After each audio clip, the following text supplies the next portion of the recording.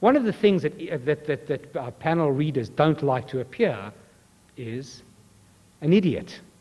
They want to be able to talk about your grant in intelligent ways and your applications in intelligent ways. And the only way that they're going to be able to do that is if you give them the prose and the terms in which to do it. Again, they're not going to spend time translating your prose. They don't have that kind of time, nor are they going to indulge you or themselves by doing that.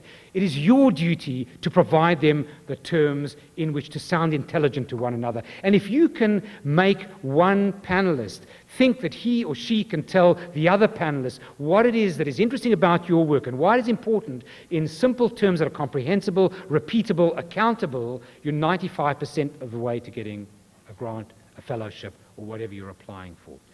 By and large, the secret of opening statements lie in three things. A problem that is condensable, that is doable, and that is interesting.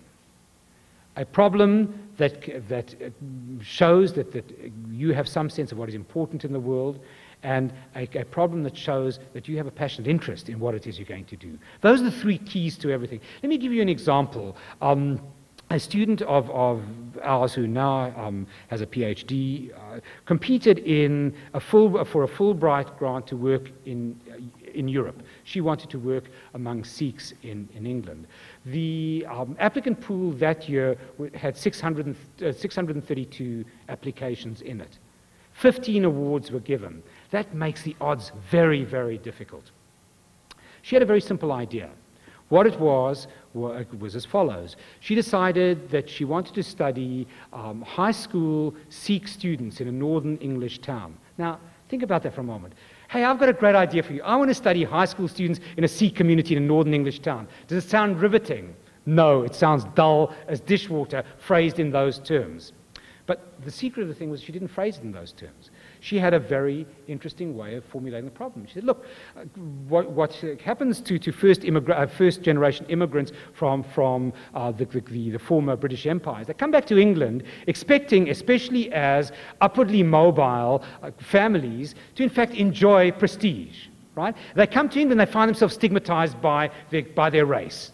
Okay, so for adolescents growing up in England as first-generation wealthy Sikhs, the great problem is how to understand, on the one hand, one's upward mobility by virtue of occupation and social class, and one's stigmatization by virtue of race.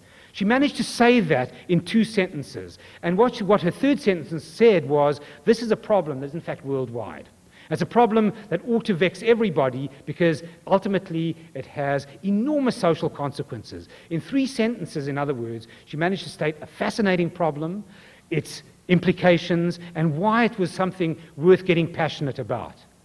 She didn't merely come in the first 15, she came top of the 632 applicants in her year, and indeed went on to write an extremely distinguished PhD on the basis of extremely distinguished work. One of the points about taking the care to formulate an interesting problem, an interesting first paragraph, a way of saying something worthwhile about the world, is not in the end merely that it convinces panelists to give you money and to award you a grant or a fellowship. It does that, but it also is a way of educating yourself. It's a way of telling yourself why it is and what it is about your work that is indeed worth being interested and passionate and worried about. Because ultimately all good research is based on a real problem in the world, something that worries you, something that challenges you, something that is relevant, something that is fundamentally of deep human concern, whether it's in the sciences, whether it's in the social sciences, whether it's in the humanities. Problems have got to be challenging to be worth doing, and you've got to show why they're challenging, why they're worth doing.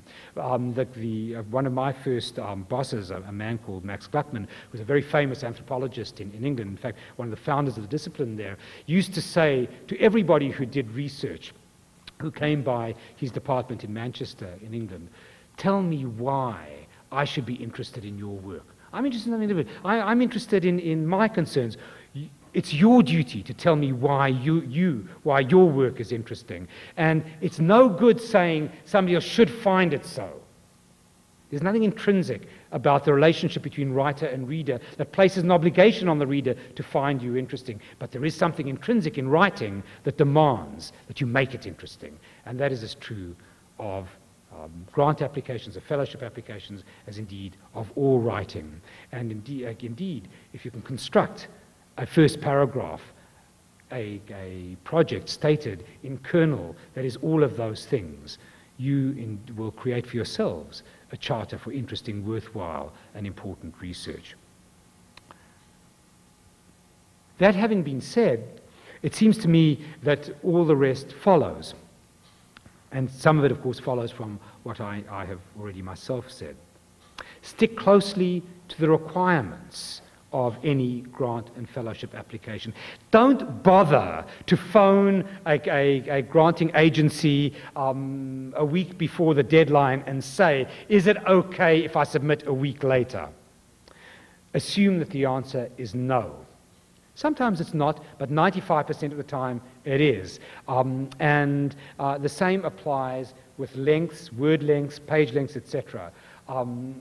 By and large, it's not worth phoning and saying, you say the limit is 3 pages or 5 pages or 15 pages.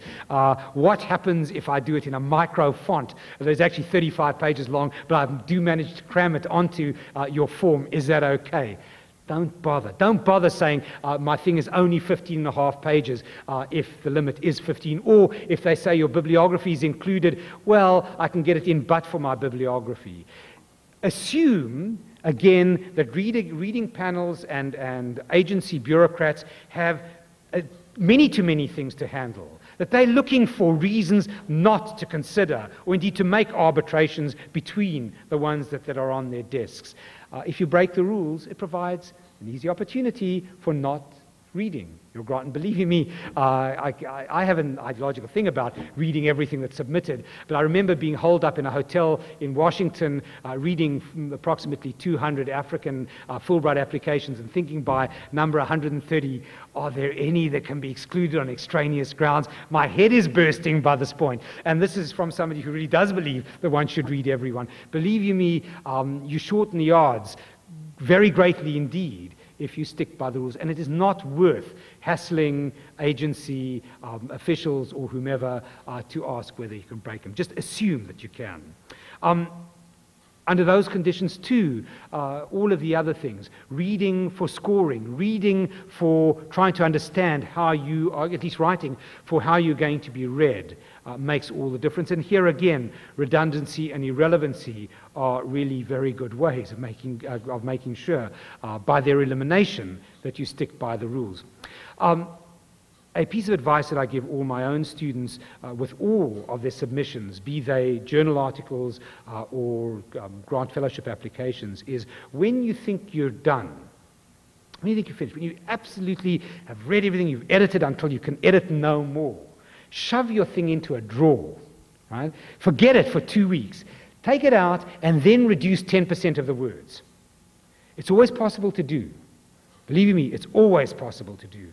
Take a red pencil and simply go through it and take out every redundant word. Then you'll be 10% short of the limit. Your prose will be much the better. You'll reduce redundancy and irrelevancy, which will become apparent 2 weeks after in a way that doesn't become apparent while you're actually writing. And by and large, the presentation will be tighter, will be much better, and will tend to be composed of sentences that are actually readable.